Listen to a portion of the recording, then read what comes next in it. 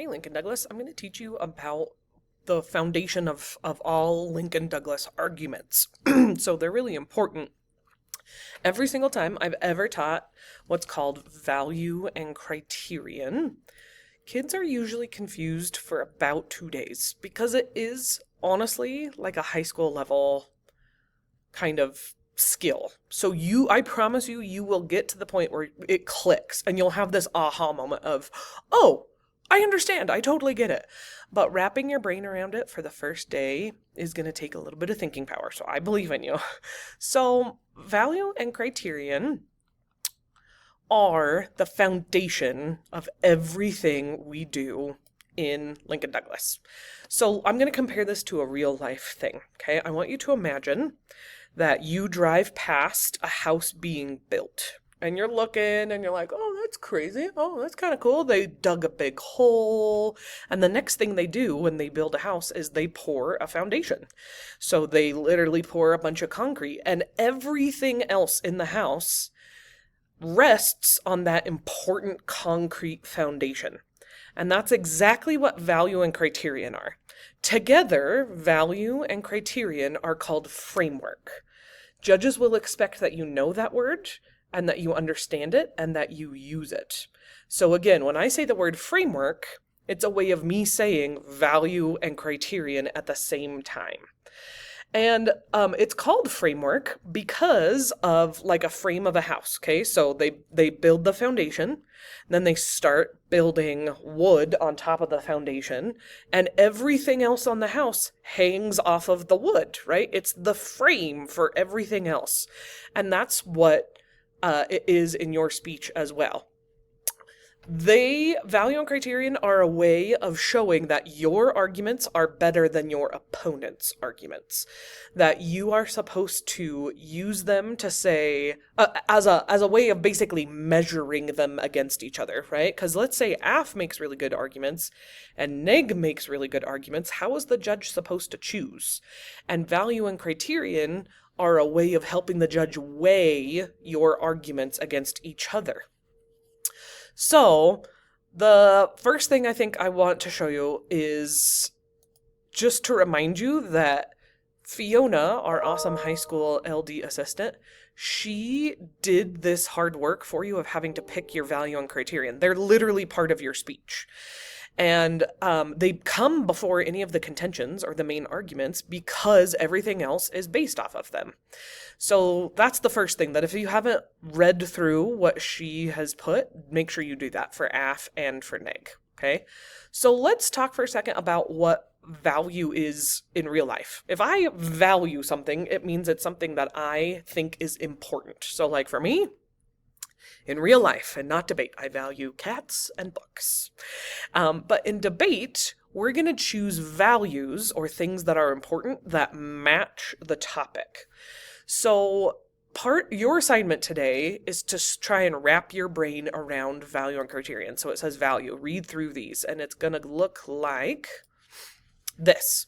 This is a huge list of possible values that the more that you can get acquainted with different values, the more ready you are to attack your opponent's values. Most of your opponents are going to be probably from Eastmont, and they know that they have to have this as part of their speech. So not only do we attack contentions, right? I have to attack main arguments, but you have to attack framework, which is value and criterion together. So you're going to treat value as its own mini contention, that I have to respond to this. I have to be able to say why my value is more important or is better than my opponent's value. And I have to do the same thing. I have to treat criterion as its own separate little contention that I have to attack.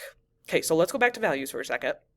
Again, these are all things that people might find valuable, important, and we're going to use them to make our arguments. So some of these don't fit with our current topic. And so as you're reading through and you're slowly trying to wrap your brain around these, which is going to take time and effort, you're going to be thinking, oh, okay, maybe this one totally matches our nuclear weapons, right? So like I would read through and think, which one actually matches, right? Like justice is always going to match, things like that. Which one actually match our topic, okay? After you're done with that, the next thing to think about is how value and criterion get connected to every single contention. Because that's the point, is we have them there and then we use them to say, my value and my contention, my main argument is better than my opponent's. And so Fiona did that for you right here. This is the AF, and she said this directly violates justice. That was the value, the thing that I value, which means that's why you have to vote for me. And she does that for each contention, right? She talked about my value of justice and criterion of protecting innocent life supports this contention because, and then she figured out how to connect those, which is really lucky that you don't have to do that yourself. So let's talk about criterions next. Criterions are philosophies. So I taught you this way back when I taught you how, when I gave you an introduction to Lincoln Douglas. Criterions are the harder out of the two things to understand. So I promise you, again, you're going to get to the point where you understand this more.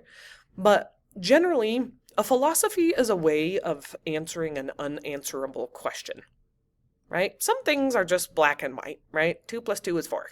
I don't have to have any other way of thinking about that because it's a very clear answer and question.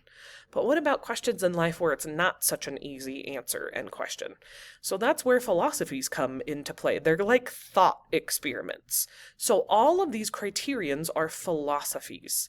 These are people who had ways of thinking about the world of how do we answer unanswerable questions. And your job, same thing, is you're going to read through as many of these options as you can because you want to be as prepared as possible. What if my opponent is using John Locke's social contract as their criterion? If I understand it going into the tournament, the easier time I'm going to have attacking it. So I'm going to tell you the most popular criterion is called utilitarianism, which is, if you use this one, it's important that you practice saying it. So I'm going to say it again, utilitarianism, which LDers love shortening to util. Utilitarianism, util. The easy way of thinking about utilitarianism is we should do the things in the world that are the greatest amount of good for the greatest amount of people. So if the topic right now is about the possession of nuclear weapons, this is a way for me to connect my criterion to my arguments and say the greatest amount of good for the greatest amount of people probably isn't having a bunch of nuclear weapons floating around out there in the world, right? See how I made that connection? That's helping me prove my arguments. I could have an argument by itself, but if I can have this philosophy to help make it even stronger, that's why we do that. So again, you're going to also want to go read in Fiona's speech, the criterion, this is her AF, that best supports this resolution is protection of innocent life. And for neg, she has minimizing catastrophic loss. And then same thing. So she not only has them at the beginning of the speech, but she also connected them in the contentions. So take home message, read through the value and criterion lists. Remember that you will be attacking these as though they are their own little mini argument. And they are there to support all your other arguments, and they will make more sense once you actually start debating. So thank you for watching. I forgot one thing, and that value and criterion together are called framework. Important vocabulary to remember.